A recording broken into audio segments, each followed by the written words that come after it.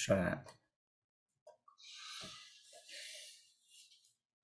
Hi, everybody. We're just taking a minute here. Maybe this will work. Maybe this won't. Well, we're going to find out real quick. Real quick.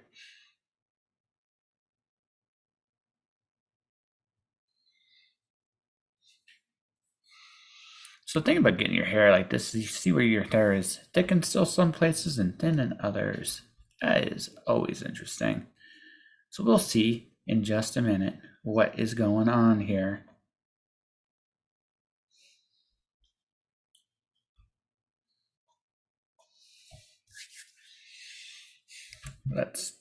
Let's admit Connie here.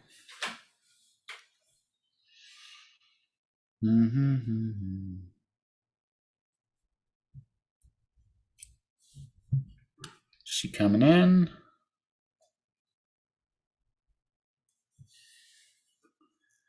Joining. La la la la la la.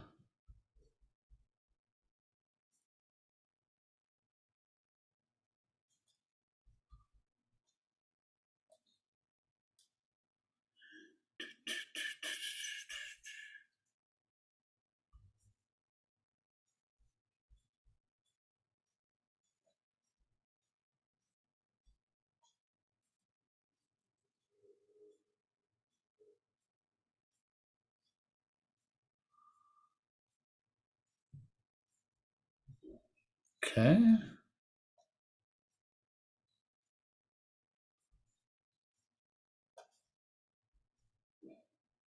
She's trying, folks. She's trying. There's two Connies there.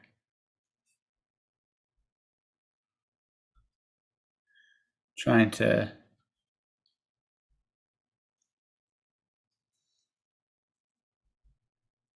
No.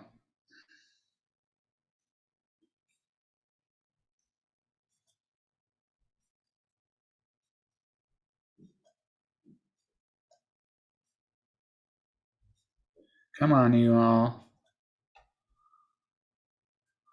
She's gone. So what's the issue over there?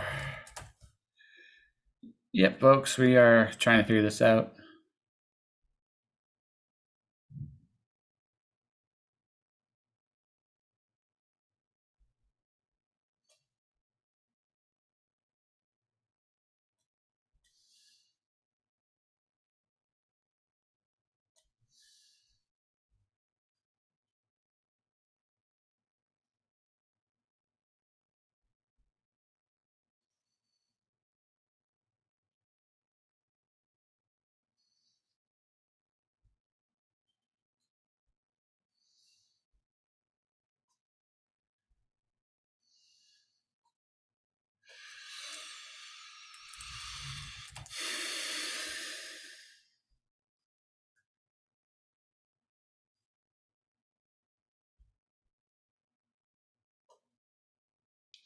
According to this, I have two people here.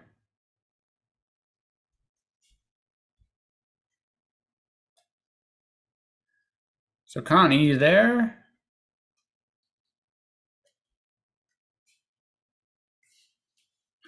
We're waiting for Connie to see if she joins in.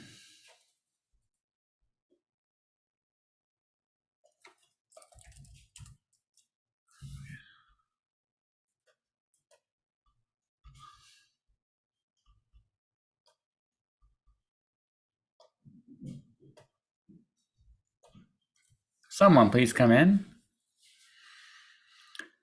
Da, da, da, da, da, da, da, da, da, da, da, da. There we go, I think. Okay, Connie's coming in.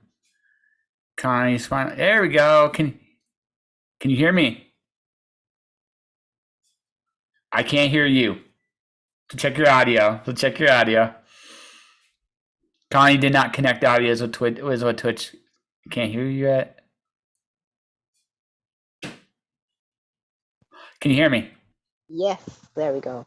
Holy shit. There we go. We got it. We got it. Alrighty. Yeah. We're gonna try to change the view here. There we go. That looks like a chat now. That looks like a chat. That looks like a chat. So I am, ladies and gentlemen, we have finally figured this out. How you doing, Connie? All right, all right. Yeah, so I have a very interesting debate. See, so I've been getting rid of my comics. So going through my comics, I found these. Oh, okay. Old school Vampirella. Old school. They're Huh. actually black and white interiors too. So I got that. Mhm. I got Chobits. I don't know if you know Chobits. No, actually, I don't. It's manga, Oh, okay. which is I think underrated. And finally last, but certainly not least. So, as you know, I do an Alice in Wonderland series, right? Mm-hmm. So this Alice in Wonderland series, this is my point of view of reference. This is the annotated Yeah. Alice in Wonderland. Okay. And as you can see, they have very unique styles for Alice. It's not quite what you typically see. Yeah, it's more like an old school fairy tale book, Yeah, kind of like an illustrated fairy tale book. Yeah. yeah, so I got one of those three. So what do you think I should try to do today? Oh, to draw. Yeah, since I'm drawing with you today. See, I can prepare, ladies and gentlemen. I have my colored pencils and stuff, and notebooks and things. And references. Holy crap. Yeah, I know. I'm Wow. almost good. Don't tell anybody. Mm-hmm. Don't tell anybody. So, what do you think I should do here? Well, if you're still on the high with your comics, then I guess you could do Alice in Wonderland. If not, I'm a little bit on the darker side. I'm trying to draw a couple of Halloween themed stickers for the next season. So that's what I'm doing. All right, so let's do Vampirella. Alrighty. Let's do Vampirella. Since we're doing Halloween and darkness, let's do. Vampirella. Well, it fits. Well, I think well, it depends what era of Vampirella, obviously, but this is I'm going to go with Garden of Eden Vampirella here, ladies and gentlemen. All right. Yeah, I'm getting rid of my I'm getting rid of a lot of my excess comics, right? So, but Yes, sometimes in doing all this, right, you don't know what you got, right? You just don't know what you have, and then suddenly, so I'm going through and I'm looking at my Vampirella stuff. I actually put away more of my Teenage Mutant Ninja Turtle stuff than I had in the past. This sketchbook's nearly done. Wow, very nearly done. Finding a space for it is actually becoming tricky. That's one of the most difficult parts of actually having comics in general. You just always have to review how much you have, how much you want to get rid of, and if you can get rid of anything, then where do you put it? Do you get any kind of friends or family who want to have it, or do you want to sell it? I've sold it for that. I've been doing the flea market, actually. That's what I've been doing, and it's working. It's actually, yeah. I've sold. So far, I've had 3,300 comics. I've sold 200 of them so far. That's a huge collection. I wonder how you. I know that you've been moving. How did you get all this stuff out and about? It's called a storage locker. It's wonderful. I see. It's wonderful. So, wow, this might be the last drawing for this book. That's incredible. I only have. Yeah, I legitimately only. I mean, I have some extras. I can do the thing of going back and forth on the other side of the page. I suppose that would buy some time, but I have very close to a full sketchbook here. Nice. Yeah, there's some really cool things in here.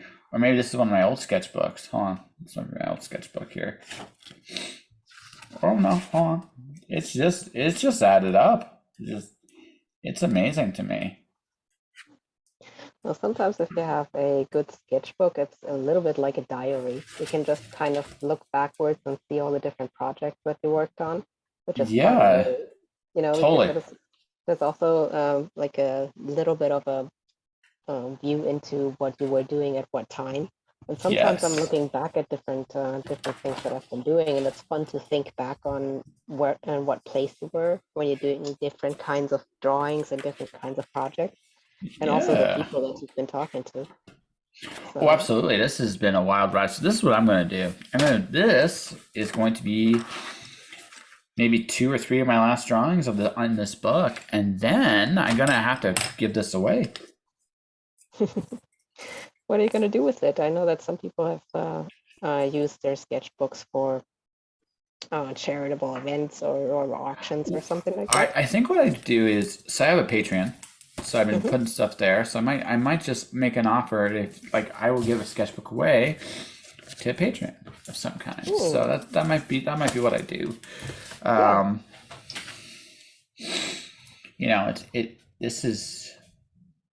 this is like classic. This is almost like classic beauty Vampirella here. I don't think I can do that. I don't know if I can do that nose. That nose is just, there's levels to this game. And one of the Well, things I'm one of the things I'm Vampirella is based on a really, really long line of vampy looking women, like Vampira, I think was one of the yeah, first ones. And that yeah, was like the black and white, really cinched waist, like high corset kind of thing. And yes. then, of course, Elvira. Elvira is definitely a big influence on Vampirella. There's no doubt about that. I just recently watched a couple of movies that were hosted by her again. And I would have to say it's hard to believe, but her makeup and everything, it it stands up to time, you know. I mean, without the makeup, you can see that she's a little bit older, but with the makeup and with the outfit and all that kind of stuff, But yeah, she looks fantastic. well, she's invested in herself, right? Her whole thing has been her look. Her look has been her bread and butter. I mean, she's got a bit more of a nostalgia feel now than back in the day when she was young and hot to trot and all that stuff. There's a little bit more of a nostalgia today, but it doesn't change the fact that once upon a time, right? That like her look is a big part of who she let herself like model and become, right? So I'm trying to think what other ladies are kind of in that same thing. Of course, Betty Page you're right. is having that same niche Yeah, of look. So, absolutely. And then there's and it's interesting. Oh, like I think more contemporary would be Dita Von Teese, yeah. but I know that Betty Page in particular, like at one point she just dropped off the face of the earth and nobody could find her anymore, and that's because I guess she just started to notice that with the body that she was portraying, that eventually it was just aging out of the Yeah, yeah. desired role or whatever she could do, and then she just said, "Well, enough of this shit," and then just did something Well, else, right? one, So I guess I guess it depends, you know. one of the hardest things, like okay, so it's like women that model, right? Women Hmm. that model. There's a point in the process, right? There's a point in the process where you gotta. I mean, look, I actually don't have a problem with women using their looks to get attention because why not, right? If it works for them, why fight it, right? But I also know this too, like everything has a shelf life, right? Yeah, that's very true. Right? Everything has a shelf life. So you have to recognize that when your time has kind of come and gone, and that's hard, right? I mean, we can women, if you take care of yourself, you can go a long time with that. I mean, Elvira is kind of like a proof of that. Like she puts a lot of work into that. Don't I never did. Like, she knows her audience, she knows who she is, right? And she's done a wonderful job with her career in terms of she knows what her fans want, and she delivers it, and she delivers, right? And But I think that the makeup also helps a little bit, especially with that whiteout makeup that kind oh, of like sure, fills in a little bit. So it did her a lot of favors when it comes to the overall look of things. But sure. um, I don't know, for women a lot of times, like I guess actresses in particular get that vibe too. That you start out uh, um, as the hot, sexy lead or side character, and then eventually you age into the mom roles, and then there's nothing for quite some time, and then all of a sudden you're the grandma. Yeah, well, no, You know, it's hard. that's what it is. But I guess also women who have been in the ultra beauty Yeah, kind of role, for those women sometimes it's the most difficult, especially if you're not having a very pampered life, like if you're having like a really hard living, then I guess it's more difficult to maintain yep. uh, the beauty, especially if you're living really really fast and a lot of different stuff. So Oh, I guess no, it's no, hard. it's so true. Like, I think, like, one of the big things about doing living fast is you gotta realize, like, you're gonna pay a price for that at some point, right? You're just going to, and you have to be aware. You can party a little bit. I mean, we're all human, Oh yeah, but yeah. But you but can but you can also see that with aging rock stars too. oh Like yeah, totally. a lot of the these heavy metal guys or whatever, like or punk, whatever.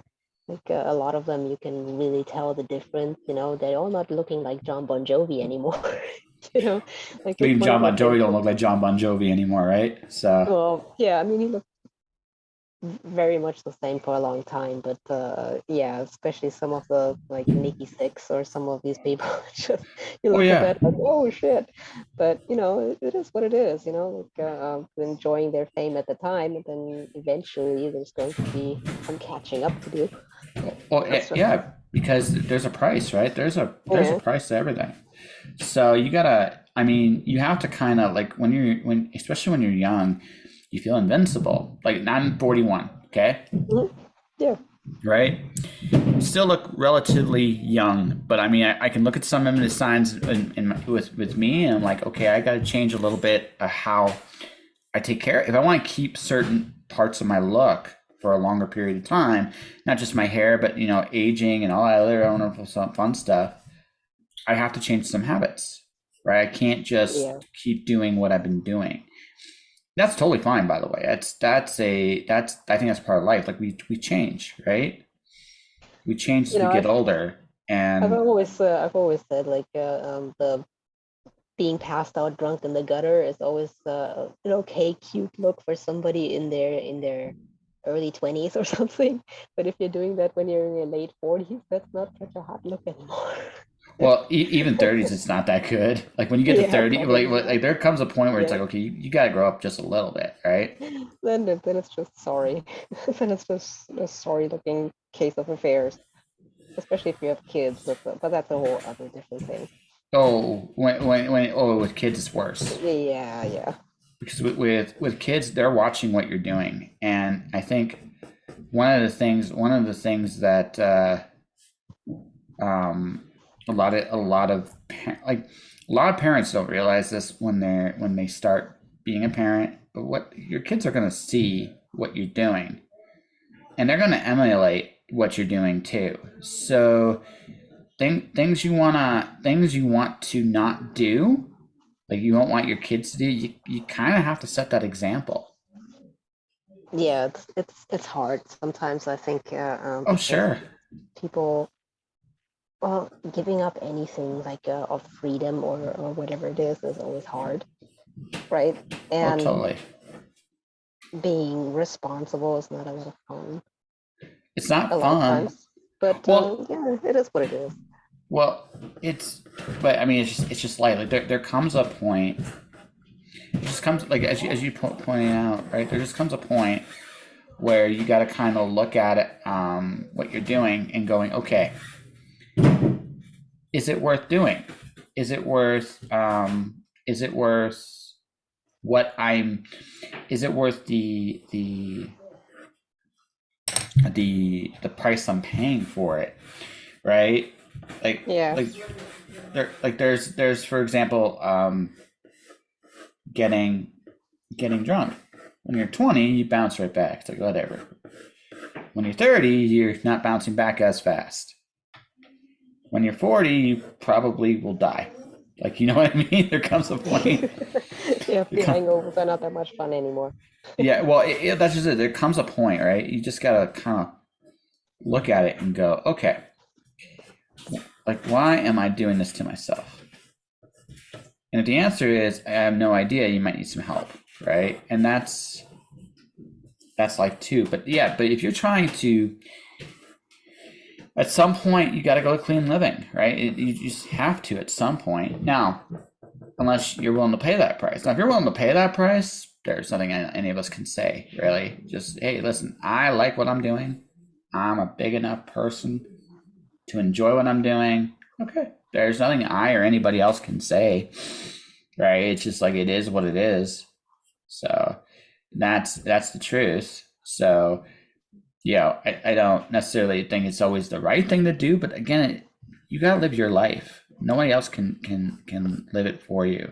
You know what I mean? So And sometimes I think some people are just more prone to living a harder life than others, and that's fine too. If you all did the same thing all the time, and that would be a very boring existence for everybody, wouldn't it? well, sure. I think it's a bit of both. Like I think. Look, we all. Okay, you're talking about. Let's talk rock stars for a minute. Like rock stars, it comes with the territory that they get exposed to certain things. They get certain benefits with that, but they also get like a better. They also get like there's a bit of a curse that comes with that though too, right? Like a lot of rock stars can get a girlfriend, for example, really easy. Keeping one's another story altogether.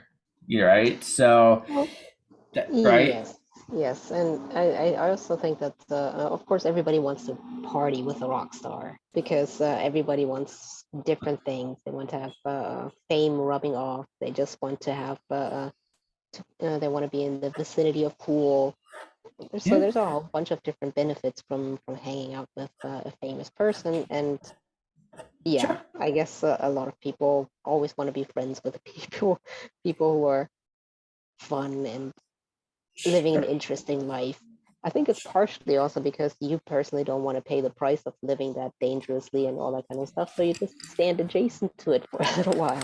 Well, sometimes like I'm one of those guys. Like a lot of people would say, "What is chasing that dangerous life?" Like I'm turning my creativity into a lucrative living. I'm doing pretty much what I damn well please at this point in my life. Hmm. But there's a price to that. And the price is like for me finding somebody that wants to go and do this with. That's very difficult for me to find. Right? Mm. It's not impossible, but it's difficult. Right? Um, I got to accept the fact that what I do isn't for everybody. That's now. That all said, this is what I want to do. Right?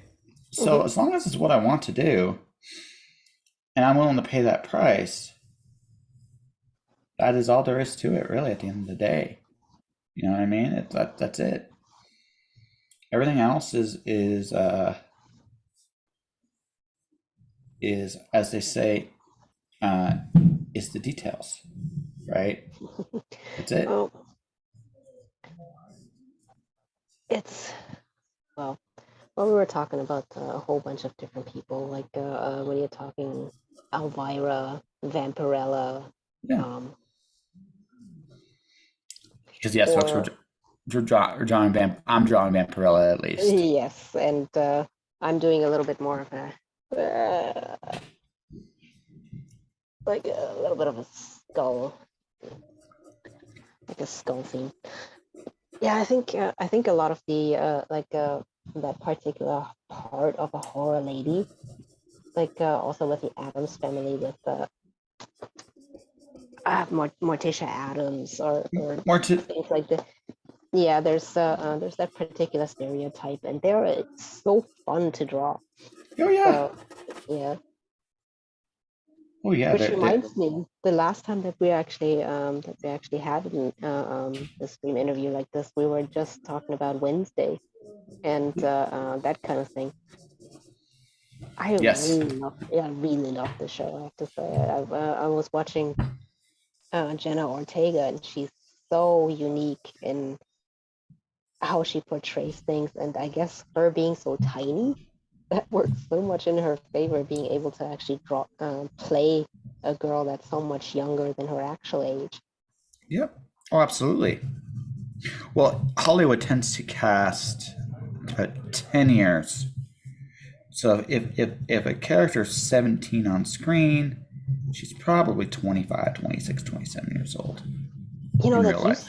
that used to be a lot of like that, but I have the feeling that there's also a lot more really professional child actors than Oh, there used sure. to be. You know, like and not just completely stranded and lost souls who get taken advantage of, but also like managed well by their parents and well Sure. looked after and all that kind of stuff. It's not all just like Judy Garland, who just kind of completely disappeared in her childhood role. But yeah. Well, it's still there's still with Hollywood appearance stuff. That definitely is still part of the game, but it's different. Like it's not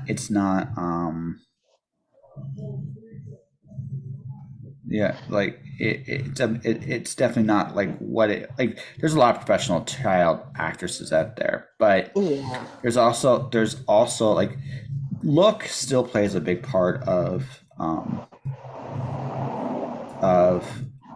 what gets on the screen. There is archetypes that they look for, and that hasn't changed a bit. Yeah, I would say that's normal though, because in such a thing as stories in general, there's always tropes, there's always Oh yeah, stereotypes, because basically that's what stories are. They always come back to certain kind of basic characters, that character themes, all kinds of different things that people sure. respond to because we are emotionally charged in one way or another. That's why the fairy tales like I don't know, Snow White or other things, the darker side of those stories are always going to come back. Oh They're sure. they're always going to be recast, retold, and everything else, which is fine too. By the way, I really enjoy sometimes looking at different generations telling the same stories. It's amazing to look at.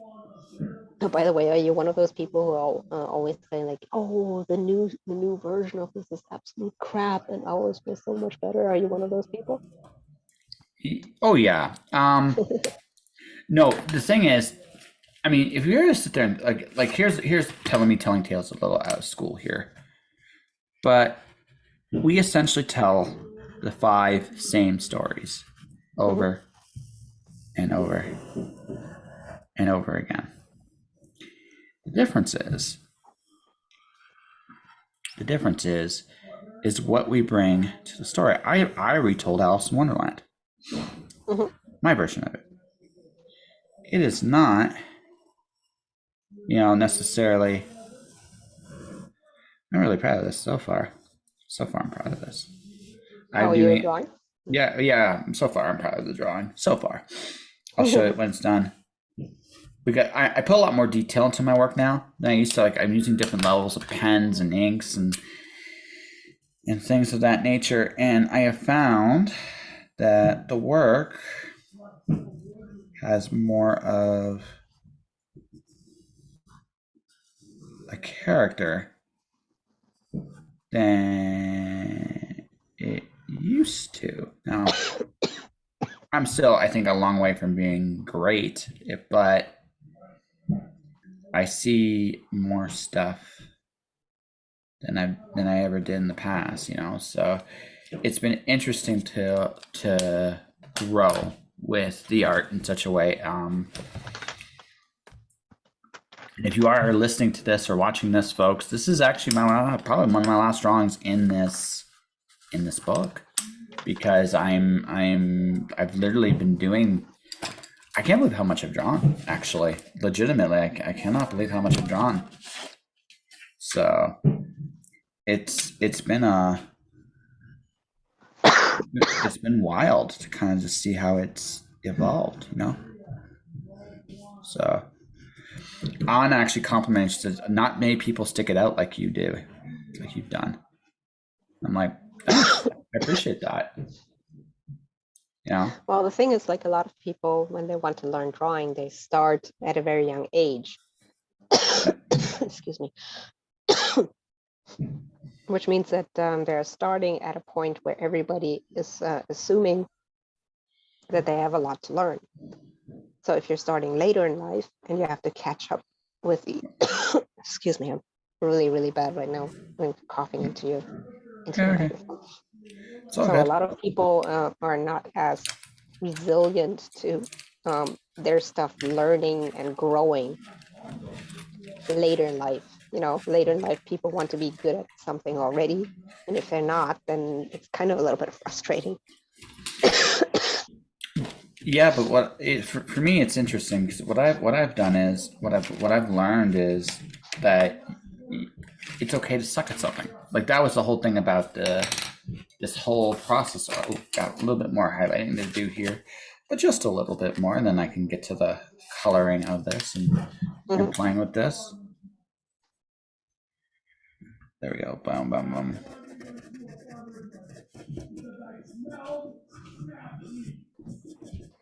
Yeah, I mean,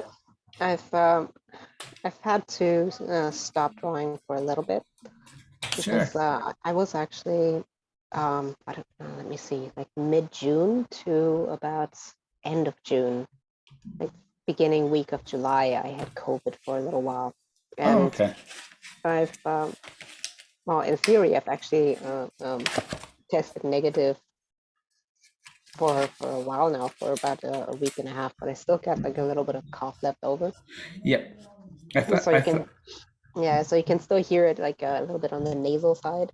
So that's been taking quite quite some time, more longer than I thought it would actually.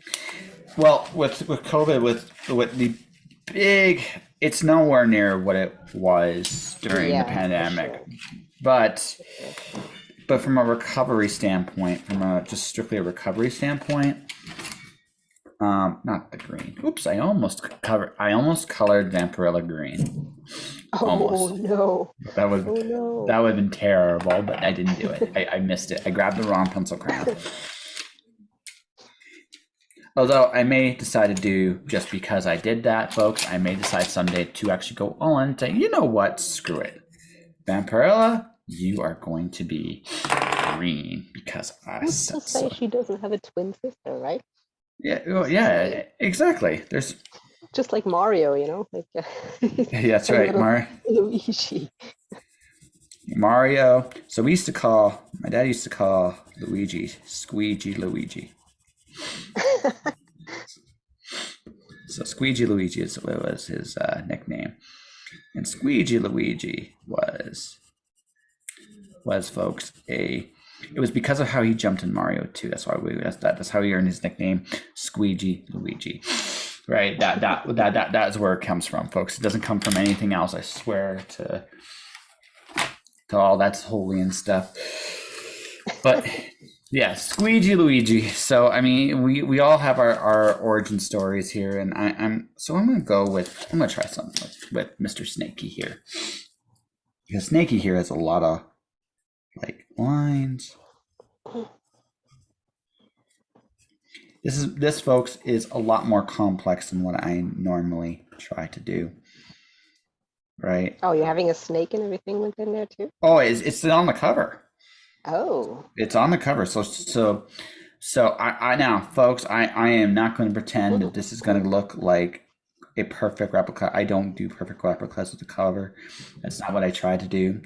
I'm using it for reference to try something a little different. That's what I'm doing. And but the thing is, I mean, snakes have their own like. Big thing about snakes is they tend to have their own patterns and you know they tend to do their thing and they just They're interesting too. Like I did a study on snakes for a certain kind of project I was doing, and they're so interesting to draw yeah, because so many, like you said, they have different patterns, they have different head forms, they have yep, different ways of biting because either they deliver a venom or they don't. yep. So a Eh, bunch of different things and how they swallow their prey and all that kind of stuff. And oh, it's so absolutely. fun to do. And it goes so well with all these different horror ladies, like even Oh yeah. like I can imagine Vampirella being right there on the cover with a snake for sure.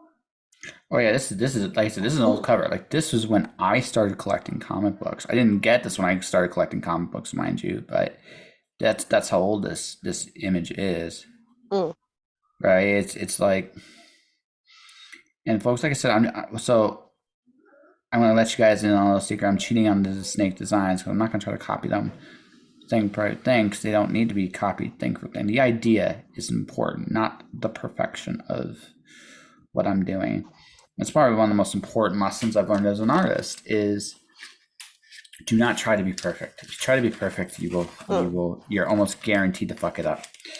Almost totally guaranteed to fuck it up. Whereas if you just try to be good, which is all I'm trying to be, folks, is good, right? If you get the idea across, people will do the work for you. That's what I've learned. So that is what I'm doing here is I'm getting this idea across with this snake, which is the only green part of the whole picture, by the way, which is I Oh, found that's really. why you got the Oh no, replay hung up. I wish I could say I was that good, Connie. No, truth is I screwed up. I didn't put it anywhere. So what I'm doing is I am now filling in the snake a little bit with these little black marks where there isn't like so it gives the snake a little bit more texture. See, I'm thinking in terms of texture now. Who knew, Mm. right? Texture, character, depth. Next thing you know, folks, I'm going to be fretting over my pieces. But no, what it is for me is okay. So there's that. So I covered the first part of this in green, which is the snake itself. It's the only green on the page, folks, which I thought was an interesting thing about this cover. I'll see who actually did the original cover when we're done doing this. But yes. So right now, Mr. Snake is getting a green makeover. Well, green makes sense too because it makes the red of the character shine a whole lot more. So sometimes Absolute. if you have the opposite color wheel color, then that enhances what you have already. So that helps the picture quite a lot. I think what makes that's why I think I that makes sense. Like the whole cover outside of Vampirella herself is kind of subdued, kind of, Mhm. right? Vampirella is not subdued. She's anything but. She is red. She's vibrant. She looks like every like an incredibly sexy temptress on the cover here. I of course am not pretending. Like I said, I didn't quite. Again, I can look at some things I'm doing, and I'm like, there are definitely some things I can improve on. Right, I didn't quite get everything right, but I'm not really worried about that way. I'm more worried. That's one of the biggest things that you can look at. Like what do I need to improve on? That's one Yeah, of the biggest things that you can take away from any kind of endeavor. Looking at yeah, it and then saying that, well, this is what it is, this is what it isn't, and here's where I still want to go with it.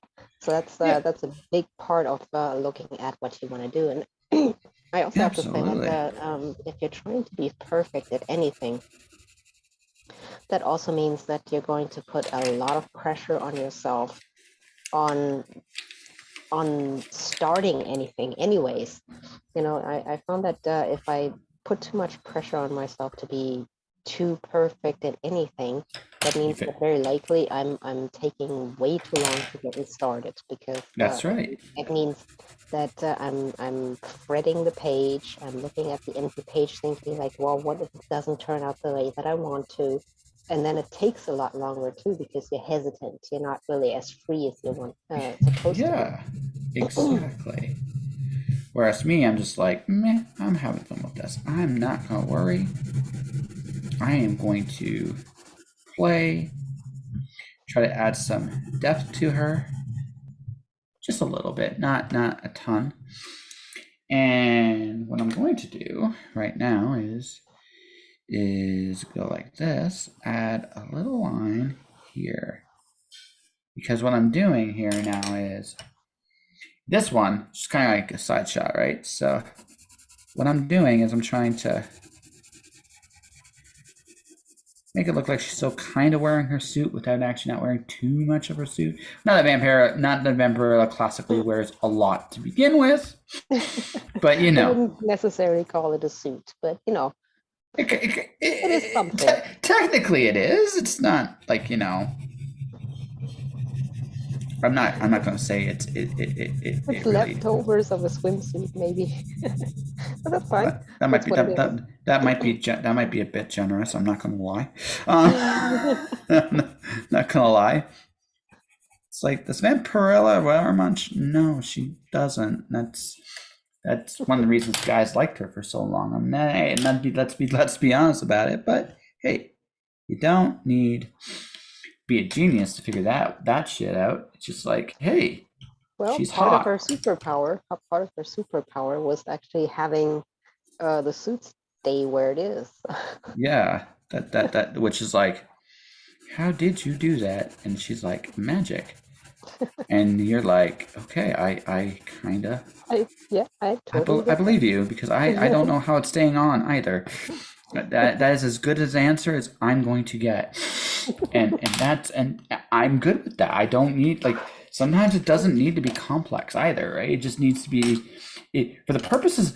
The thing about a story, one of the other things I've learned about a story is you don't need an answer to everything. But you don't. What you need to do, however, I do not want to paint that bracelet purple, although I could. It wouldn't look bad. That's not what this is. This is a, you know, some stories you just cannot question too much. And I've got the perfect example for that, and that's Sharknado.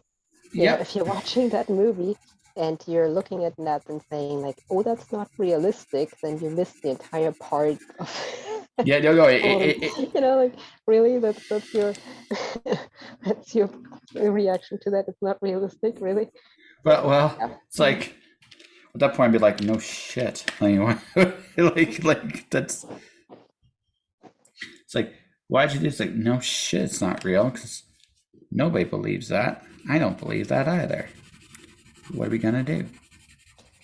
You know, just earlier today, I saw like a meme.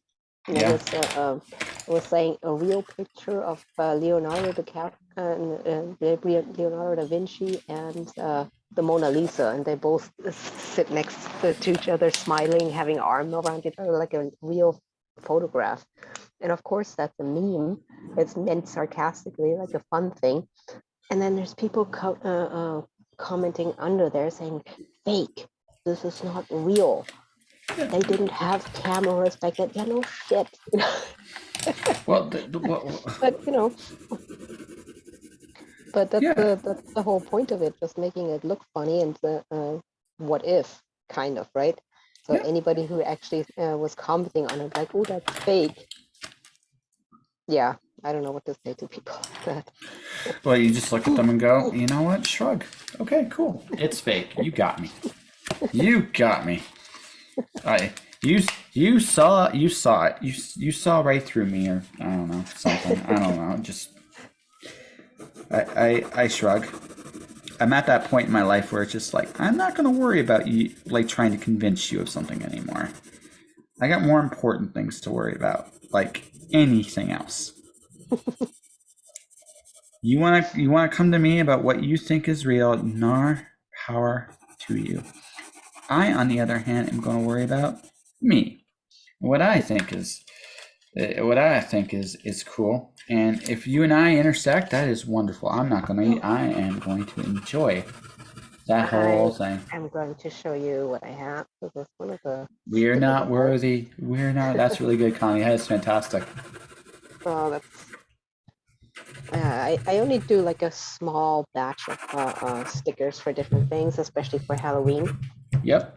And most of the time I have in between 20 and 50 per design, like stickers. And then once they're gone, they're gone. They're just kind of a limited edition kind of thing. Yep. And I kind of pride myself on the fact that I'm not reprinting any of the things that I've done, even if they were kind of really successful, and I'm just trying to find something else.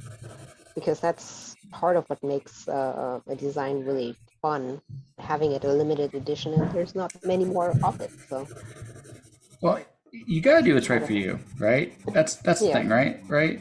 If you find a mega hit, I mean, I do hope you save not printed exactly. I do hope you save reference of what does well and what doesn't do well.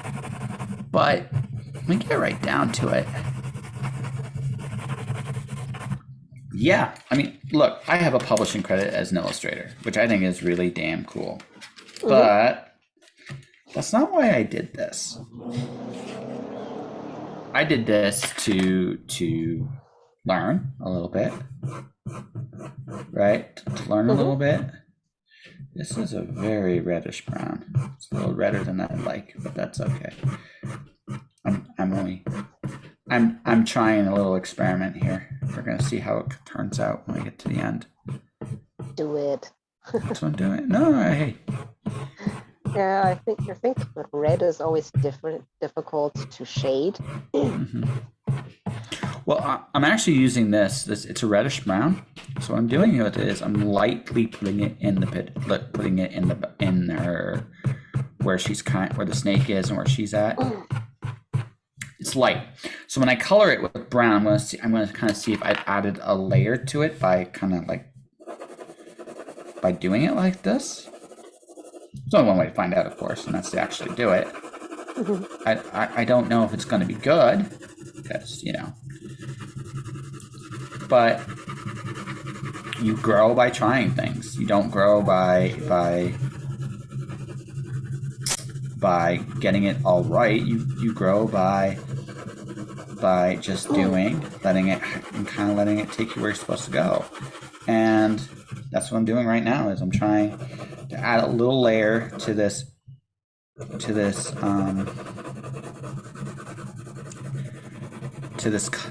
initial idea of the cover, because now it's not just about copying. The other reason why I'm not a big copier is art is not about reference is good, but art isn't just about copying what you see verbatim. It's the interpretation. Exactly.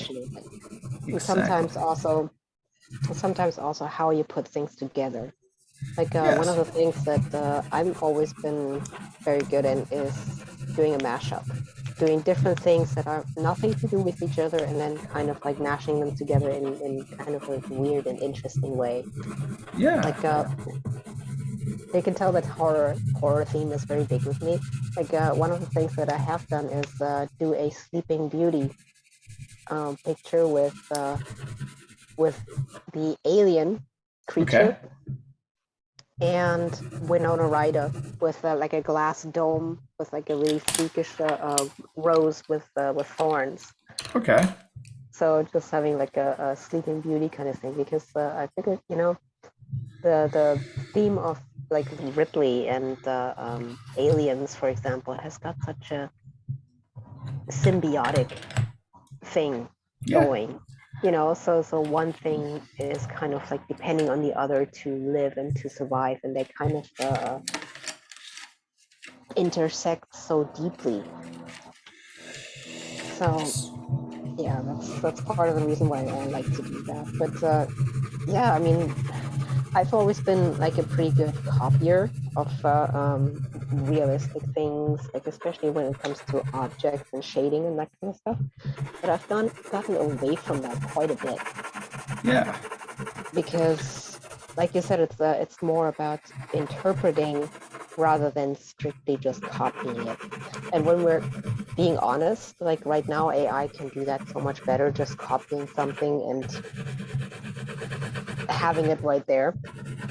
So, yeah, I'm curious where AI is going to be in about a year.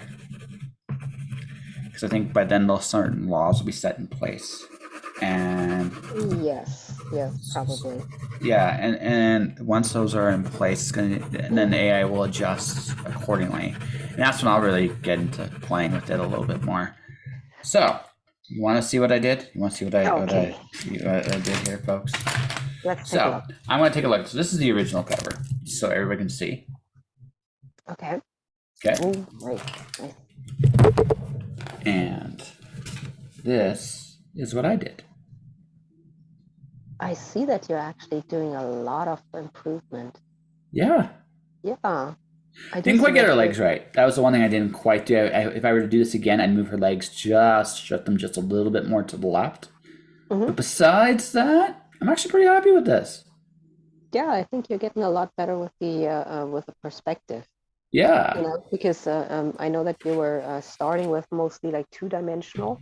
Yeah. Like getting stuff together, but I can see the dimensions and the 3D effect coming into that a little bit more. So that's really interesting. Yeah. So well, again, you just how do you do this? You practice, right? I can look at like some of the things. Color does something with my work too. I've noticed that, like with in my particular case, like color adds something to the work. I can look at some of my. It's funny. I can look at like in the same art text. Some of the stuff I did years ago in some cases, right? Mm-hmm. Something like this, which I don't think is actually that bad. Oh yeah, I see it. Yeah, it's not quite that bad, right? That's Link not messing with the chicken. But when I look at like some of the, that's a Legend of Zelda with color and stuff, right? Oh, I remember you drawing that. Yeah. Yeah. So it's amazing how like I can look at stuff now. I can see more dimensions to it. I can see a lot more. I can see more, which is good. I don't think I've quite hit the point of depth yet. I want to be quite at to be what I would call. If I were to seek illustration jobs right now, I don't think I would be out of the running for some of them. Right. There'd be some things I think I'd fit very well, but for what I'm going for in the long run. Not there yet. Like I'm just not there yet. I got a lot of work to do. But I'm seeing more. I'm seeing the depth a lot more. I'm seeing a lot more of the. I'm seeing a lot more of the image, and that's kind of the whole point. I like one of the things I'm going to be doing a little bit more going forward too is drawing the same image a few at a time. Just see what I can see. More and more each time, almost like a draft of a story, draft of an image. So like if I were to draw that again, if I were to try drawing that again, I'd see something different next time, right? Like for like picking up on this particular thing is like my mistake was the legs weren't quite where they should have been. But everything else actually does not look bad. I looked at it, it's like, you know what? That might be my only real mistake. The rest of it, I looked at it and it's like, yeah, I've gotten like I could not have done that a few years ago. Mm-hmm. Right. So. Yeah, especially with the upper part, I can see the difference. Yeah. Yeah. You saw the snake. I had some layers to the snake. You could see the scales, the coils, and all that stuff. And it's like, yeah. So that was Vampirella. So now I gotta make an expert choice here. So do I go with, well, since we are going Halloween or you're going to the darkness, I suppose it's going to have to be Alice. Because Alice is a little darker. Alice and Chobits. Let's see if I... So I'll show you the interior of the book here. This is a cool book for a lot of reasons, but one of the see, as you can see, the style is very, very different. Yeah, than yeah. what people typically see. But what's really cool about this book too is I can look at like I can look at the images here, but there's also like little pieces of look the if you look there's Mhm. commentary on some of the dialogue and lines and stuff from the Lewis Carroll Society of that era. So I can Mm. actually get an insight into why Carroll chose some of the things he chose from that Mm. era in time, which creates a very interesting dynamic that wouldn't have otherwise been there, you know? So, The whole um, Alice in Wonderland, the original thing. I guess he was inspired by like a neighbor's daughter, yes, he was. and I guess the parents, the mom of that daughter, eventually broke off contact with him because I guess they figured that his attentions were just a little bit too creepy, even for that era. So they kind of broke off contact with him and didn't want him to see her anymore. Well, he, how do I put this? Like, it's like I said, even today, like I'm not saying like girls are targeted that way anymore. That it's a lot rarer, but it does like older guys, younger women. It's very historic, good, bad, or indifferent, Mhm. right? In his case, yeah, he kind of went a little like overboard, but on the flip side, and this is how I look at it today. Today, at least, we got probably one of the most iconic stories of all time. That's true. Yeah. I mean Yeah. I think Through the Looking Glass is the second part of it, right? Yes, and it's in Mhm. here too. I'm actually reading it right now because my next Alice book, when I get there, actually, that's a good one. I'll do that one. I'm just going to do Alice herself. Right. So give that a try. Give it a go and see how it all plays out.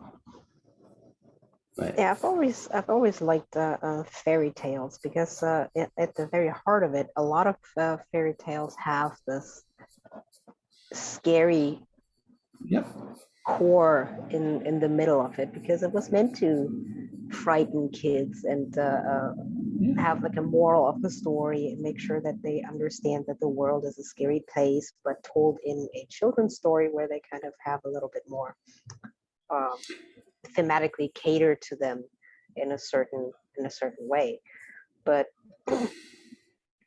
um, I guess they were a lot more blunt way Yeah. back in the day in telling the stories than we are now.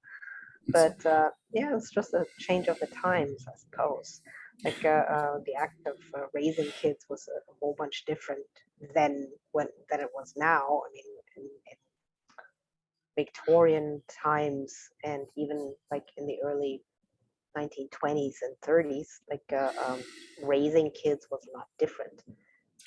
well, the thing so this is just me. This is me going back in my day, but back in my day, the big thing I liked about the older stories was it didn't deny that the darkness was out there. Hmm. Right? It doesn't. It never denies that the world can be a nasty place. What Yes. I like about it though is it also says that you as a human being, no matter how nasty the world can be, you have a chance to overcome whatever's in front of you, and Hmm. that is my favorite part of the older stories. Is it deals with it in a way that makes a lot of sense to me, and it's like that's what we should do. We should not shield kids from the world, the good, the bad, the Hmm. ugly. What we need to do is encourage kids and even adults to some degree today that what we do matters.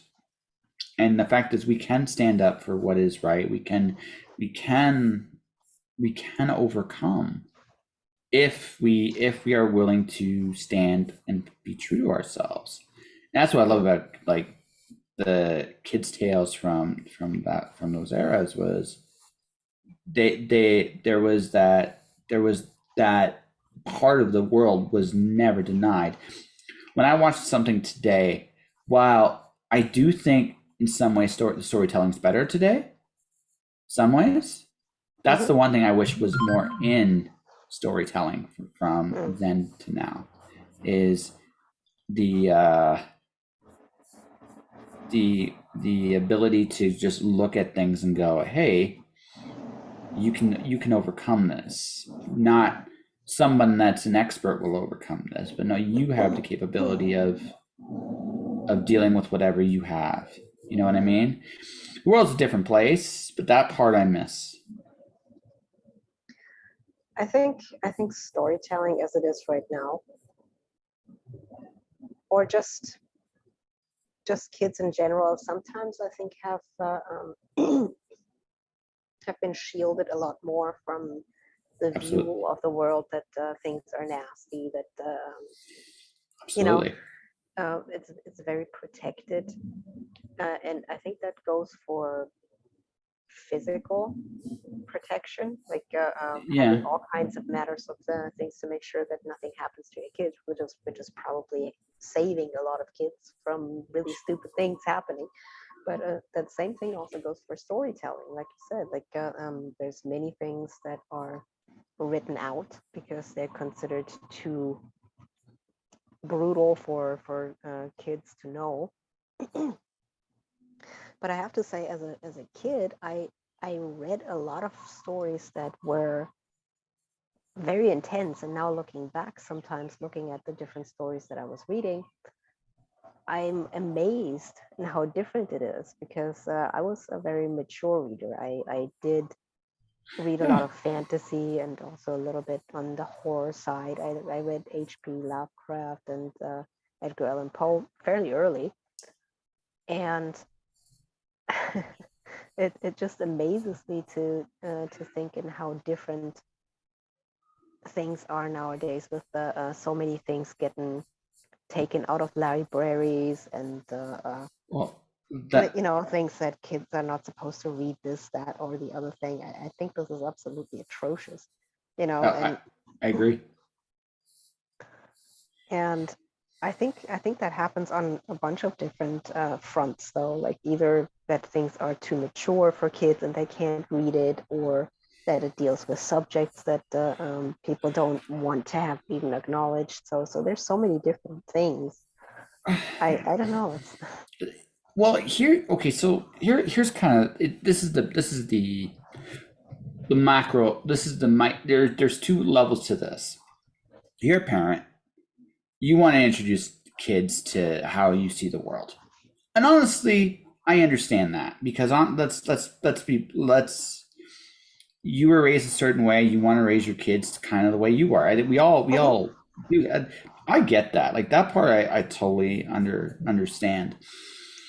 I think the thing is though, that's one thing, and I honestly think there's a certain discretion. I think the only thing there is, as a parent, you need to realize that at some point your kid is going to be exposed to this, so you Yes, can't shield them forever. Now, do I I necessarily think. want a kid to read about, say, rape?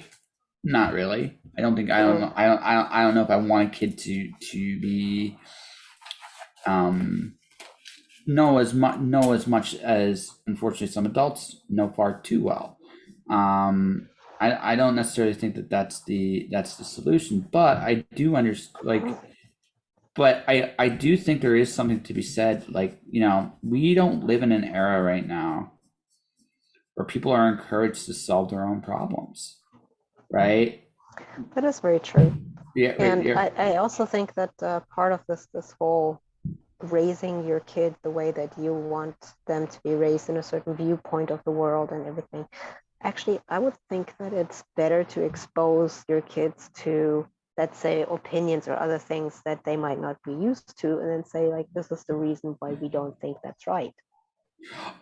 You So know, Mm. Like, there's two sides yes. to that argument, and I agree where you're coming from. I know where you're coming from with it. I do agree with you, kind of.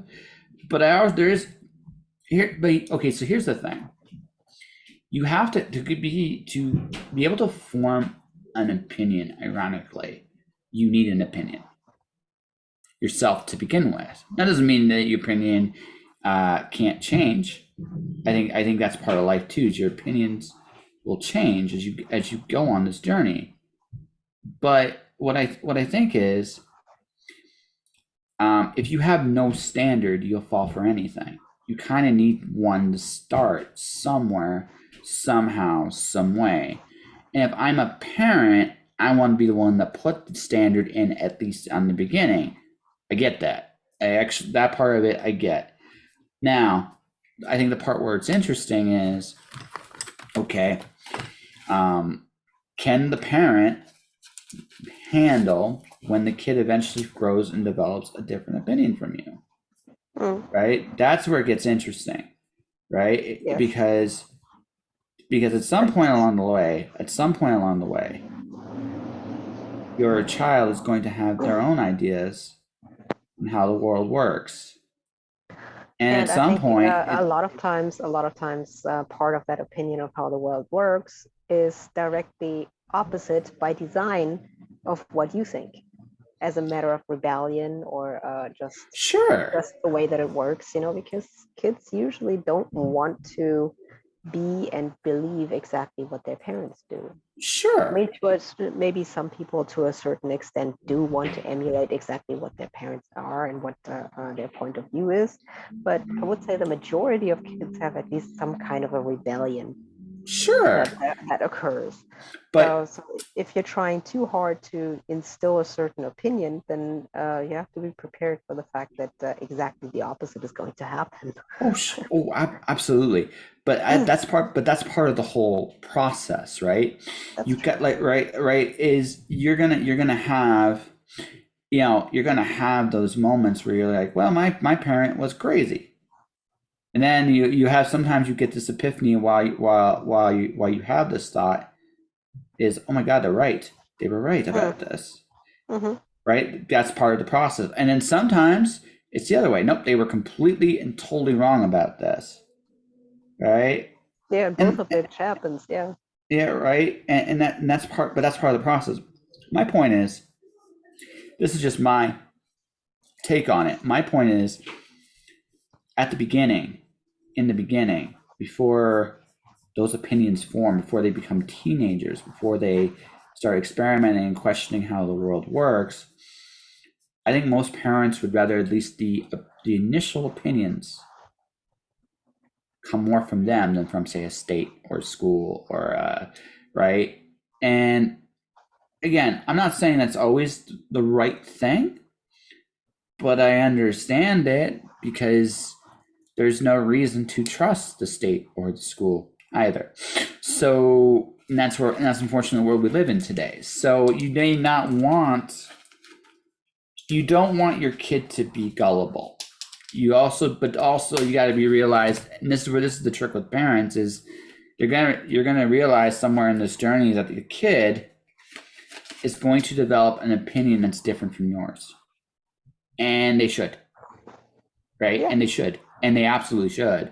That's a big part of the process. And I also think it's natural because a lot of even although the world stays the same in a lot of specific ways, it also changes quite a lot too. Absolutely. And in the way that the world evolves in a certain way, the kids have to evolve to incorporate the world changing as it is. So absolutely.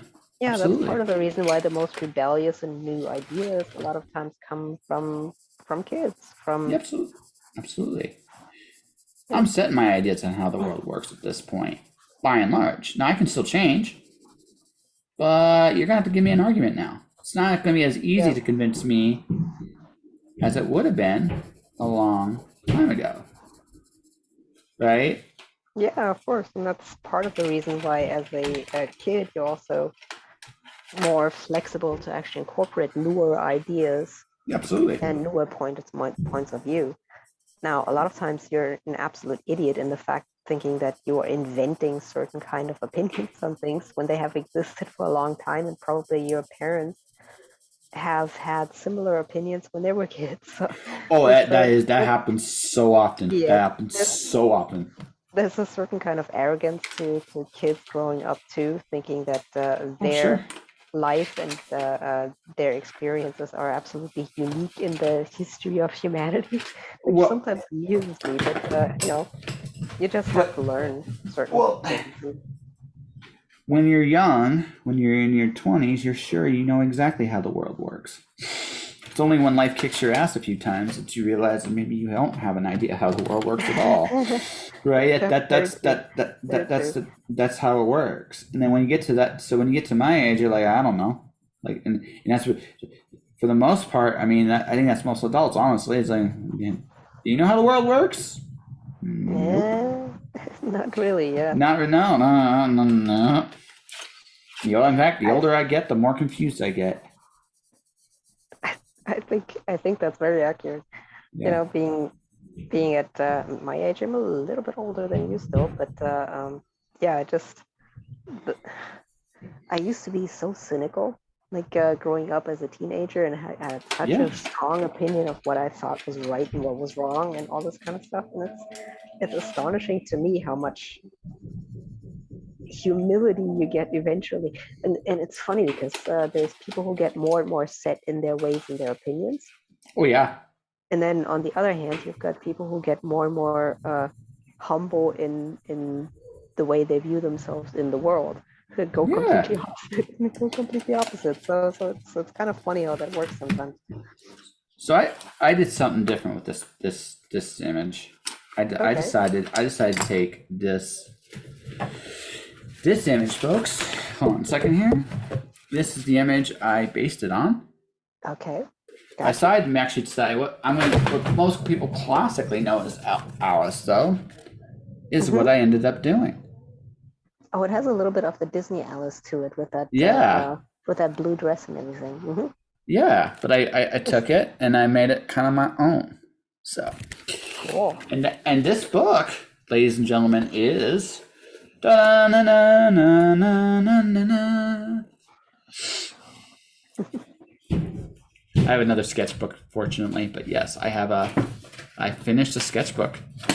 Nice. Yes, this is my second finished sketchbook. And some people who are looking at me and going, "You have finished sketchbooks?" Like, yep, I sure do. Sure do. Well, what I'm doing right now, I'm going with I don't know if you can even see it right now. Has a little bit more of a pumpkin to it. Let's see. Let's take a look here. Give me a second here. Looking at all. See, that pumpkin got his ass beat. I can tell. Like someone picked a fight with him, and he's like, "Please, no more, no more, no more, no more." He's like, "Connie, why don't you love me? Why don't you beat me?" That's the horror fan in me. I just couldn't resist. That's right. Conny Jolitz, pumpkin beater. Pumpkin abuser. That's right, abuser of pumpkins. The terrifier of pumpkins. Yeah. Oh, I'm happy. I finished the sketchbook.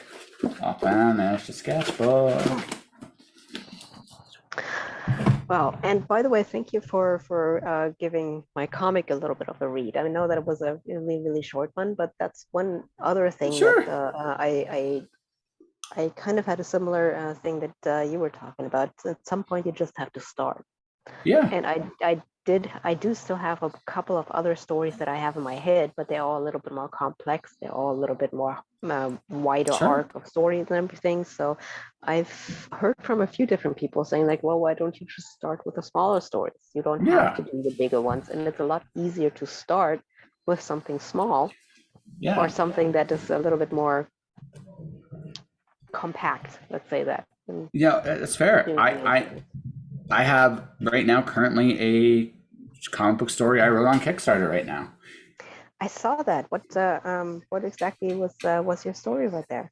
So it's about a race. I decided. So, a buddy of mine came to me, Charlie McElvey, goes to me. Hey, Hmm. I asked if I could write a story for his anthology. He's like, yeah, sure. Hmm. I have this universe of characters. Pick a few. So I picked the one of the character that's ever been used. He actually was really ecstatic that I picked this character because he's like, oh Hmm. man, I've wanted to see someone do something with it forever. And I looked at him. And it was like, yeah, he'd be fun to play with. And I looked at his, it's like, who would be a good villain for him without actually getting deep into his story, but and their story, what would be a good like mashup? And Hmm. he had a couple characters I thought that would be a really fun antagonist for him. Okay. But the first like 3-4 pages is almost like a water race. They're racing to get to this treasure, and he's the good guy. They're the bad guys, quote unquote, Hmm. right? And so but this is in his home turf. This is his home turf, right? They're coming in to steal this item, Okay. and but during the race, he looked at both of them and he saw a little bit of his own kids in them, right? So Okay. it gave him it changed his whole complexion on them, right? It's like they're not just bad guys stopping this trying to steal something. They're just like his kids, and it kind of gave him a different pause. So they get in over their heads, and he bails them out, and it's my favorite ending ever. It's my actual favorite ending ever. Um, After they destroy the item, I'm going to spoil this a little bit. The item gets to get the finish line isn't quite what they imagined it to be, but when it's over, he looks at them both and goes, "Race yet?" They're like, "Yeah, sure, why not?" Right? Just because I again, it's a superhero universe, but so my personal belief with superheroes is, and supervillains actually is, they're people. They're all people. So if they're all people, there's going to be some people that get along great on both sides of the fence. Hmm. Right? I'm a villain, you're a hero, but honestly, I'm not going to bother you. You're never going to bother me. Let's have a beer. Right? I actually think that would truly be a thing. Because again, everybody's experiences with people are different. There's no clear delineation. Like in real life, there's no clear.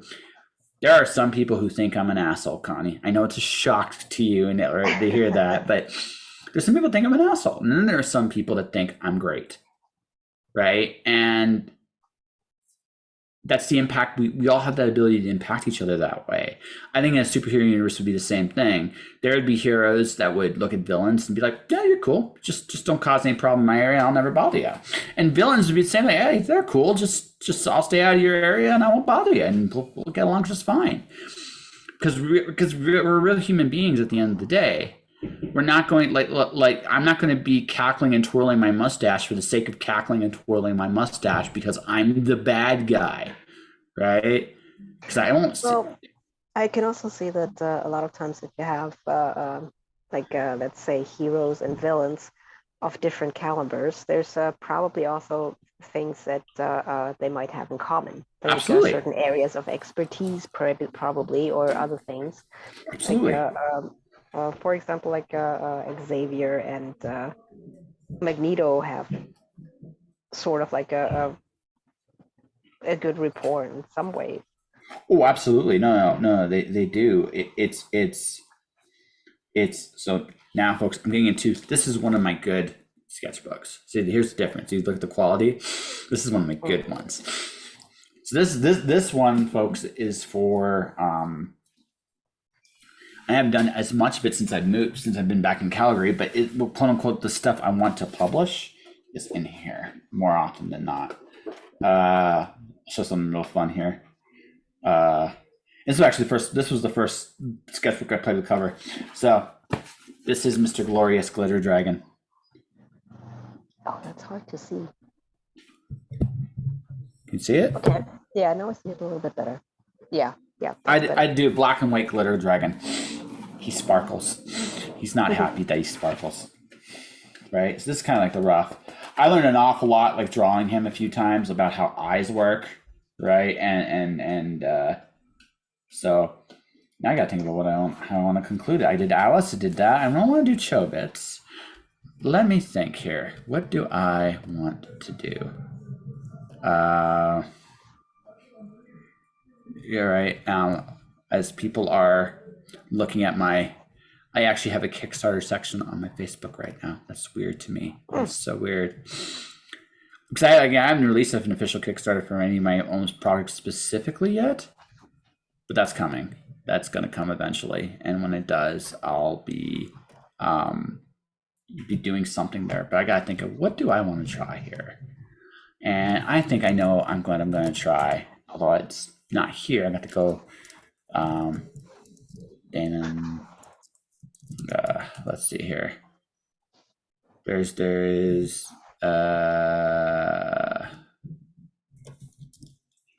I know who I'm looking for. I just can't remember what it's called. I'll find it. New manga, yeah. I haven't really done a Kickstarter, like my own project at this point. I've done an Indiegogo thing at one point. That was cancer related. Okay. Thing that was an actually gallery show. And at that point, it was more like like getting the funds together to put on the entire thing, get it all set up, and also raise money for the National Breast Cancer Foundation at that point. So that was the thing that I personally did. Yeah. But yeah, it's always fun to look at other people's Kickstarters and also be part of it, because that alleviates the whole problem of actually having to do all the heavy lifting. Yeah, no, because once you're in the actual yeah. It's so much work setting everything up, having all the different things going on, and then the thing that always impresses me the most is everybody doing all these promotions all the time, because it's so time intensive. It's so time intensive to go out and about and just keep telling people about it all the time, doing all the posts, all the promotional stuff. That is so time intensive. So people who do that for a living, actually doing their own independent comic book starters, and they do that like 4 times a year or something. I have to say, there's so much involved in that. Yeah, hold on a second. No, it is the big manga series. I'm trying to find it because I got it, the volume. But it's at. Oh my, come on. Oh, that's it. That's the one that you were talking about. The story that you were actually participating. No. I'm looking for Arakawa. So I'm a big fan of the Full Metal Alchemist series. I'm a big fan of the creator of it. Right. Arakawa Daemons of the Shadow Realm. There we go. That's the. So open image, new tab, so that I can actually do this. So folks, I'm going to be trying something kind of for the last one, or the last drawing for me on this today, is I'm going to be drawing. I've tried this before. I'm going to try this again. This goes better than I said earlier about doing a art in a way that is different. But again, I can see my growth. Like, and that's kind of cool. I never imagined it would be quite like this, but I'm happy it is like this. It reminds me I have to get my ass back in gear with the graphic novel I want to work on. So, which is probably going to go through my big sketchbook eventually. That's going to be where the big sketchbook is going to be devoured in. And this is still a practice one, but not to the same degree. So this is.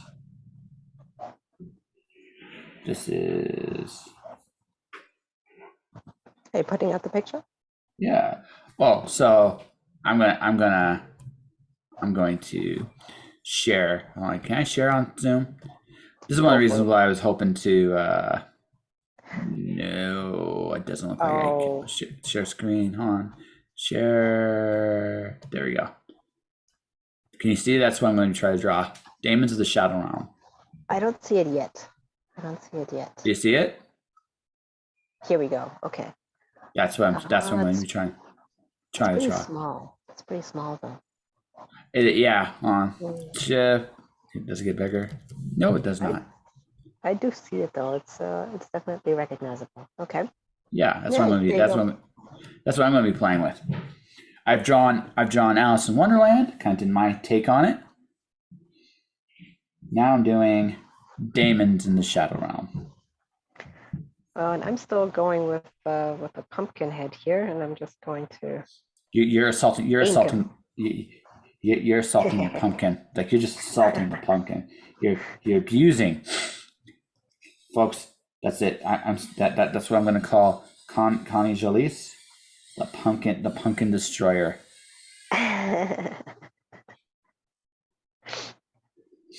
Pumpkin destroyer. That's what you are. You pumpkin. Annihilator. That's right. Hey, listen. I just love the fact that you're leaning right into it. It's like, you know what? Screw it. I am going to just own this. All right. I'm just gonna. Nicknames are fun, so you might as well go with nicknames. Exactly. You don't get many people giving you nicknames that are kind of fun, so you might as well enjoy it. I either really like you or I really don't. It's the only that's how it goes. So I work a side gig at the Calgary Silverdome and Saddle Dome here.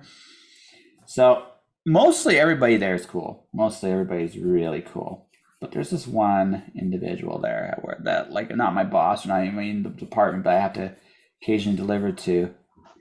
And he's just dumb. Like, I can't put into words how much he drives me crazy. He earned a nickname from me. He earned a nickname, right?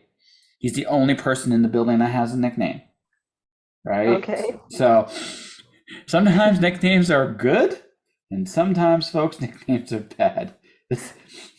You would think that somebody with a nickname like the Pumpkin Annihilator would be a bad thing, but I own it. Yeah, that's right. No, the Pumpkin Annihilator is just as playful. I mean, you make pumpkins beg on the page. That's what you did. You made the pumpkin beg. So I mean, you gotta give props for that, right? So you gotta you're gonna see it. You're gonna see a little bit more of it too because it's gonna be inked. So. Oh, nice. But go for it. What was the nickname of that person? Oh, you want to hear his nickname? Because it's not a good nickname. I called him Sir Up a Dumbass. That's what I called him. Okay. He's just dumb. Because again, just his decisions don't make sense. It's just like, why are you doing it like this? And he doesn't have the benefit. Like, there are people there that have never been trained. I'm not going to let you can just tell that training was lacking in some spots, and I'm forgiving of that. I'm never gonna like knock somebody for what they don't know. But this guy should know better, and somehow he does not. And I just don't understand. Yeah, there's something to be said for willful ignorance. Yeah. Yeah, sometimes that's exactly what it is. You're like, I don't understand. I just want to do my job, man. Why you gotta be like this? But for some reason, sometimes people just think their job's more important than what it is too, and that's kind of what I feel this is. You think? Oh. I think. Well, I mean, everybody's got different ways of constructing their own personality. Sometimes their job is part of that identity. So, yeah. Oh, I do actually have a belief that your job, to some degree, I didn't quite get the knuckles right, but we'll see if I can fix that and okay, there we go. And okay, that's not too bad. I actually don't think that's terrible. We'll see what it looks like when I finish the image, but I don't actually think that's terrible. No, sometimes you can put it together and sometimes you can see the shape. Sometimes it's right there. I think I did okay. We'll find out. We will find out, ladies and gentlemen, when we put this together. Either I know what I'm doing, either I'm on something or I'm onto something. I'll let you all decide which. right? I am a Let me grown. know when you're showing it. Yeah, I will. I will. It won't. It won't be for a little bit yet, but yeah, it's not. It's not too bad. Actually, kind of happy with little bits of this already. It's what you're willing to learn and grow and see. So that's where I'm at. Is what am I willing to grow and see? And I see things I did not see the first time I tried drawing in the sky. First time. And that's okay. You're not supposed to see everything. You know, it's weird, you know, because I told you the comic that I did do, Mm-hmm. the coffee zombies. You're That was talking a about fun. copy That zombies. was Yeah, that was a fun thing. Yeah, That's this it thing was right decent. here. It was decent. I hope my advice helped you. That's this is the cover right now. Let's see. Let's take a look. So I'm drawing, folks. Simple bear. That's really cool. That's really really cool. And actually, a friend of mine did a pinup for it, and I'm so happy with what he did. Like this is the I made it a variant cover, so this is what it looks like. That is very zombie. I can feel the brains from here. I can see the brains from here. So Yeah, but that was so fun just just to play. doing that, and I worked on it quite quickly. I think I finished it. I had the idea for it in April, like the first Yeah. week of April, and then I conceptualized it for about a month, and then I drew it within all the month of May, and then printed it in the first week of June. Very So that was cool. really quick. Yeah, Yeah, very quick. with the advice that I got from you. Actually, I didn't have time to do much change in the story at this point because, like No, I said, at the beginning. I got you, but I hope it helps. That's all I'm saying. I'm not saying you don't. Again, it's not whether you change your story or not. You're the client. Like this is your story. That's not my job, right? Did you find What it I use? Did you find it useful? what I found useful about it is the way to think about writing a story Yeah, and thinking about a little bit more like from the outset what the details are going to be, because this was also the first time trying to create the right dialogue and fixing up the story continuously to actually have the beginning, the end, and then the final pages kind of wrapping up. And also yeah, looking into the page turners, seeing what kind of things you need to do to actually make it coherent, like from one page to another. So if you have a big reveal, do it on the other side of a page so it's actually yeah, interesting to look at. Then you have a little bit of a surprise, those kind of things. So the layout and storytelling both together were definitely something new. So in that aspect, the advice from different people, from all kinds of different people, actually has helped me a lot. yeah.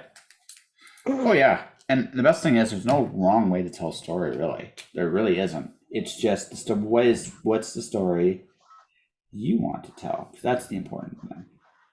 Might be a little too strong there, but that's all right. Let us. I think there's probably a good way to tell a story and maybe a not so good way of telling a story, because there is, let's be honest about it, there is a good way of bringing your point across, and then there's ways to you're trying to say something but it just doesn't come out. It's just not, you're just not bringing the point across the way that you want to. It's not getting there, and whatever you do want to say is not being received the way that you actually want to put it out. It's a challenge, right? Because Yeah, some of that you have no control over too, and that's the hard part. You gotta accept, yeah, right? Is right. Your job when you're telling a story is to evoke a sense of connection. hmm Right, that's your job. When you break it all down, folks, that is it. There is no other magic to it. But the details are everything. For example, maybe your very serious chocolate zombies, your zombie apocalypse story with coffee, because coffee is a very serious thing, folks. Don't kid yourself. People have died for less, right? But, okay. Let's say it was serious. You could tell that, you could deadpan tell a serious story there if you want to. I don't know if that's the correct way of doing it here, but you totally could. Again, and by correct, I mean, I don't know if that would be to get you the maximum impact here, right? And that's the thing, like, are you playing with emotions? So so last night I wrote about 3,000 words.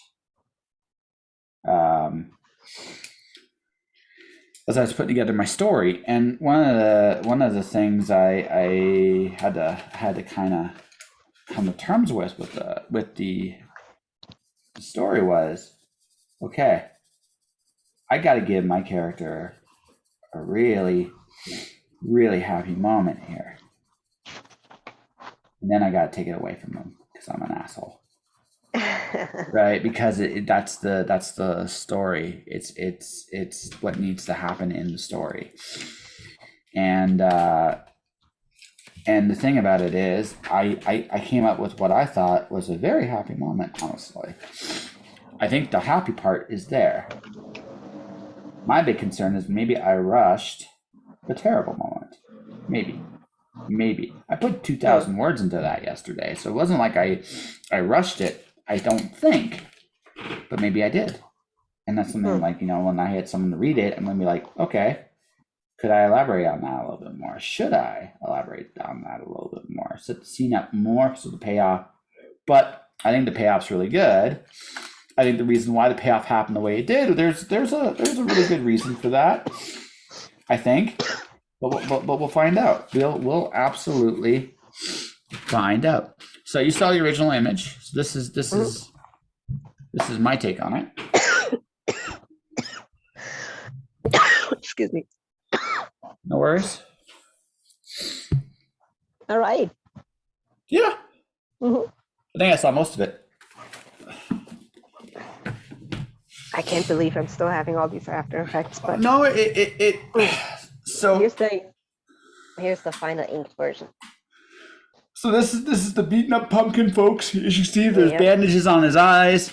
Like he's not happy. There's you really should have tears. The only thing I would totally say is if you could find a way to put tears on that pumpkin, that would be amazing.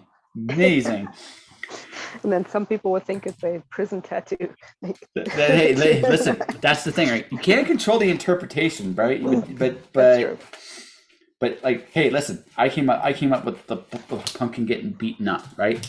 That's what I did. I came up with that, right? That was my interpretation of it. But you were amused by it, so here we go, right? That's the whole thing, right? You can't control but you were having fun, and there was a sense of fun in that picture, and I picked up on that fun and made it my own. Which honestly, that's what you want to hope for when you tell a story, right? You're not going to see the same. Interesting. I find it interesting when people have have a reaction to my pictures, because a lot of times, especially if you have like an art booth at a Comic-Con, it's virtually impossible to predict what people will gravitate to. Yeah. And you also don't know, especially like looking at a person, what they would be interested in. Yep. And you can try to predict and say, like, this person, I want to sell that person my pumpkin stickers or whatever. And then you talk to them, and actually they are more with cute stuff. They want to see something cute, so it's hard to tell, like I can, in that vein, in the middle of June, I was like a mini con in Hawaii. Yeah. And one of my booth partners that I was sharing the table with, he's got all kinds of pop culture stuff. So he draws so much and so quick, it's amazing. And I was talking to some people and pointing out the stuff, and what they gravitated towards is the most insane part. He did like an offhand thing, like from Terry Pratchett book from the Discworld novel, Yeah. and that's a dwarf from the Night Watch, like a female dwarf with a beard. So Yeah. like a bearded Oh yeah. lady No. dwarf. I know the reference. I get So it. so he did a bearded dwarf lady sitting up back like Princess Leia just for the shits and giggles. And wouldn't you know it, like a couple saw that and like, I was dreaming of my wife with a beard and that just looks just like her. They bought Yeah. that picture. It's like they didn't even know what the character was. It didn't matter. Yeah. So that's the fun part. Well, You have no control over it. that's the thing, right? Like you don't always like it's not always It's not always about you. That's the well thing. here's the thing. You put something out there. Okay. Some people like I put out 3 drawings today. I did 3 drawings. With the way I do my drawings, I did 3. Some people would look at me and go, "Those things are brilliant." Other people would go at me, "Those things suck." Right? Now, I had one of my friends called me cutesy kid drawings. That's actually how he describes my art style, right? Cutesy kid drawing. It's like, okay, right? I don't care because it's not why I'm doing it. But like people have this opinion, like these are child level drawings. And then there are some people who think your drawings are amazing. Right? I'm starting to get that like wave of it, and one of the things I realize is, okay, once it's out there, it's not mine anymore. Not entirely. Yes. Right. Right. It's whoever is out there with me and who can see what they see. And one of the things I think is really interesting, and this is something I've picked up on, and I'm not quite sure how this was one of those epiphanies. Right. Like it's right. People will treat you and what you present like they treat themselves. Okay. I think it's a subconscious thing. I think, and the reason I think like that's like, if someone doesn't look at your work favorably, they may not like your work. Like like taste is not what I'm talking about, but the reactions and their comments and the depths of what they're seeing is based entirely on how I think they perceive the world, and more importantly, how they perceive themselves. And once I realized that, I was like, okay, so I don't want to go too deep down that rabbit hole with some people because that's a scary, scary place. But in my case, what I realized is, okay, so whenever someone gives me a comment, good, bad, or indifferent, I'm connecting to a person in a way that's hitting something about them, good, bad, or indifferent. And once I realized that, it's like, okay, so what am I going through inside myself? And where can I, from a marketing standpoint, but also just from a relationship standpoint, where can I find people like me? If that makes sense. Well, that's sometimes difficult to find. Sometimes. Because it is difficult to find, especially like one way of looking at things. Sure. And in part that's because the way that you put your art out there says a lot of stuff about you, sure, but not everything.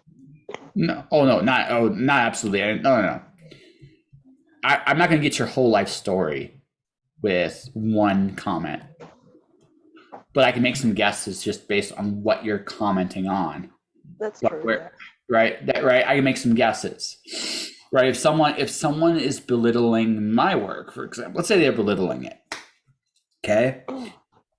Maybe it's because I'm doing something maybe they're afraid to do themselves.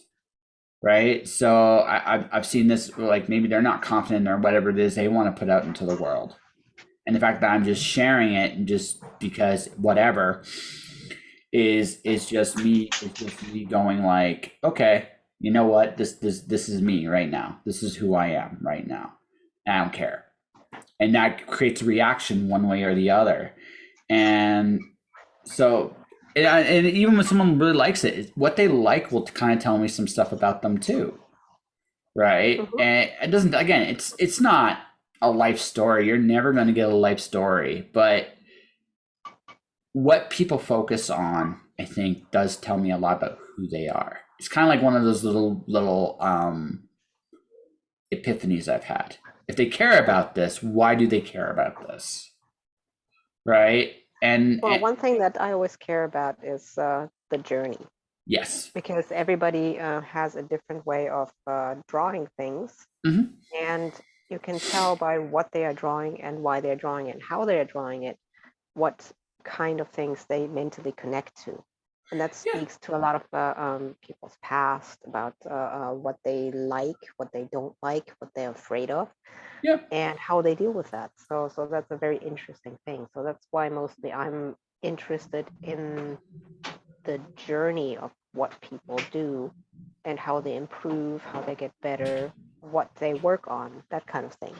That's Absolutely. usually that's usually what I am most focused on when I look at other people's art.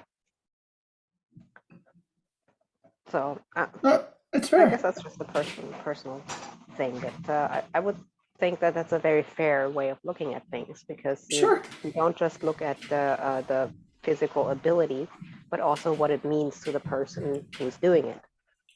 So there's a lot of different levels to looking at somebody's art. Absolutely. Like, again, from where I've started and from where I've ended, this is just my take on it. From where I started and where I've ended, where I've ended up. I take it more seriously than when I started. Right?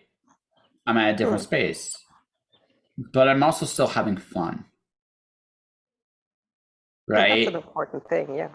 Well, this isn't. I don't know if I don't know if I'm ever going to be the guy doing this interiors. Even though I'm working on a graphic artist, you'll never see me maybe do an interior for a comic. I don't think that's where my strengths are. But could I see myself someday doing illustrations? In fact, I'm doing it right now, putting illustrations in a book, right? Somewhere, somehow, some way, and have it fit the story I'm telling. Yes. Now I'm going to have to learn some more skills along the way. But I'm also at the point now where I think I'm ready to learn those skills. And again, keep it fun, right? Just give myself more abilities. Everything I've learned, I care about storytelling. Everything I do, whether it's this, writing, audio, video, it's all about telling stories. That's what it's all about at the end of the day. So, and that's all I care about. So, will I ever be that good? I don't know. But can I tell a story with what I've learned? Yes. Yes, I can. And that's what I care about. There we go. Yeah. That's it, right? Yeah. Be honest with the one person you got to be honest with in your journey, no matter where you're at, is yourself. Well, sometimes doing art and different things is also getting away with things, or getting away from things. So Sure. sometimes just letting it go away from what you normally do in your everyday work is a good thing.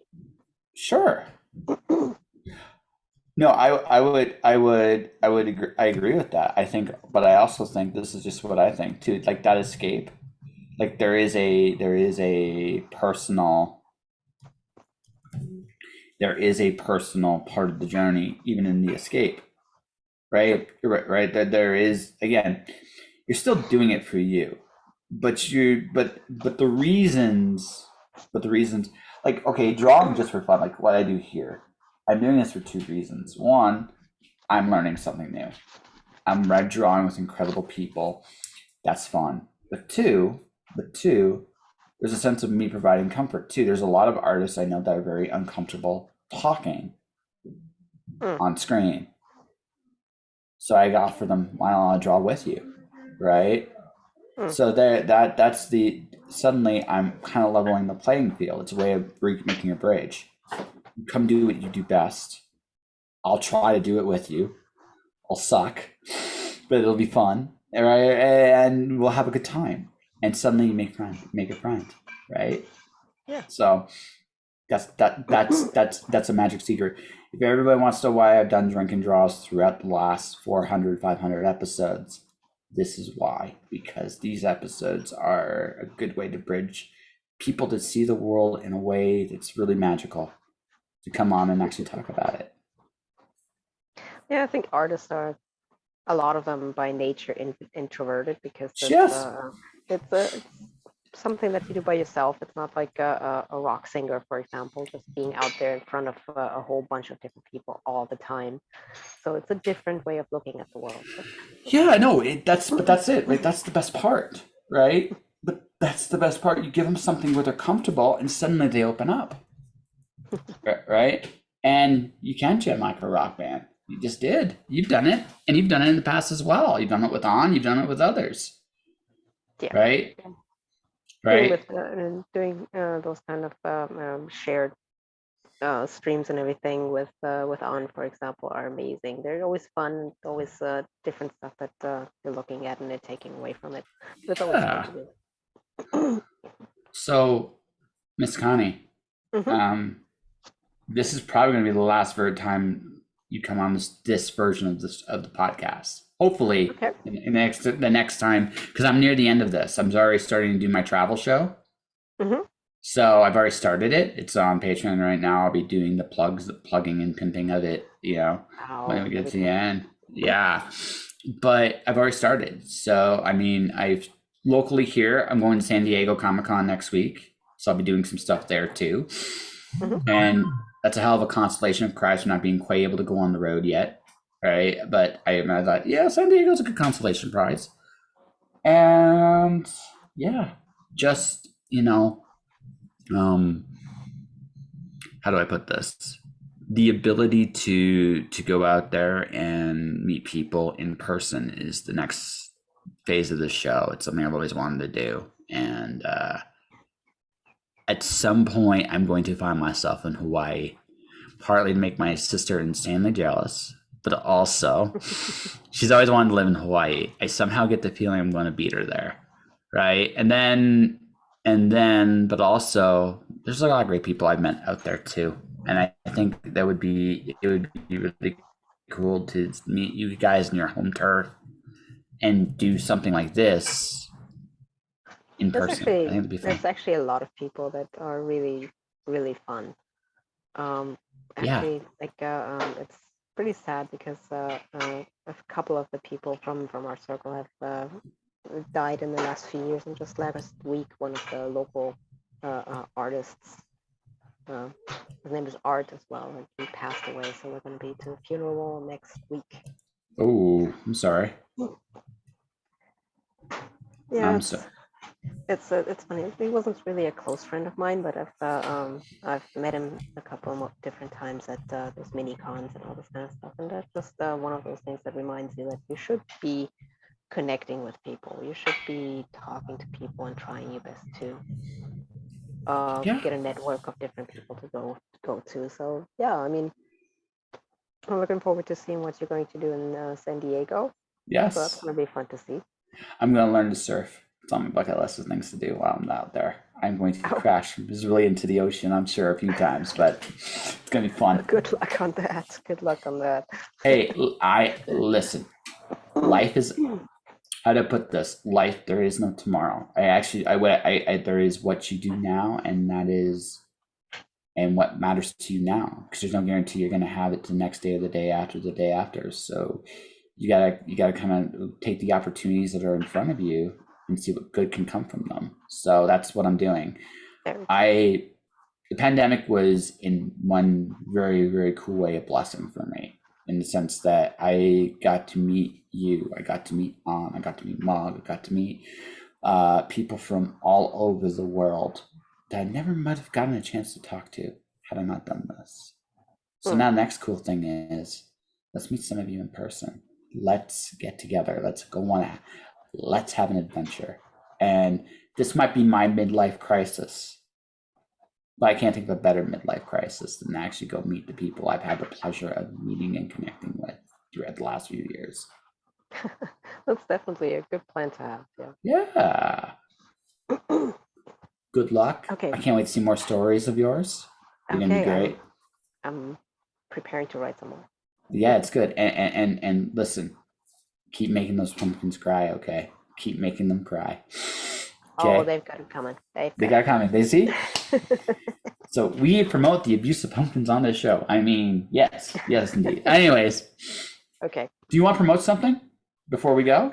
At this point, no, I guess not. I've pretty much out of all the comics that I've made. So, How about people want to find you? Or they want to hire you? well, you can contact me on Instagram. That is CJ Inks Art, or under my name on Facebook, and that's Conny Jolitz. So I'm just putting this up here right now. 1 second here. Give me a second here. I'm Instagram.com/CJ Inks. Mm-hmm. INK Art. Oh, I screwed up. All right, they gave me an award for this. So CJ Ink Art. Inks. Inks. INKS Art. Okay, gotcha. That's all there now. There we go. So there we go. People can find you there. And yeah, Conny, you're amazing. You're awesome. Before we wrap up, ladies and gentlemen, I got three things to say. My Kickstarter is available. I'm on Kickstarter. I've got a editing project, Roadkill Rampage #4. It's closing in the next few days. It's the final end of the journey. Will Tess make it out alive, or will she too be roadkill on this rampage? As this series comes to its conclusion, written by Rodney Fike and illustrated by Adam Fields, and there's some guy you're talking to may have edited the book. The other one is I have my first story in the. I want to make sure I get this right, because this is just a giant name. Let's do this right. Okay, the Spider Squirrel and Trash Panda Titan size special. I have a story in there. It's a 100-page anthology. Go check it out right now. Links will be in the descriptions below. Beyond all that, folks, that'll do it for this episode. Tomorrow, Ben Cook joins the show. It's probably my last stream before San Diego. So for everybody watching, everybody listening, thank you for watching. Thank you for listening. Stay inspired. Keep shining in the dark. And I'll see ya next time.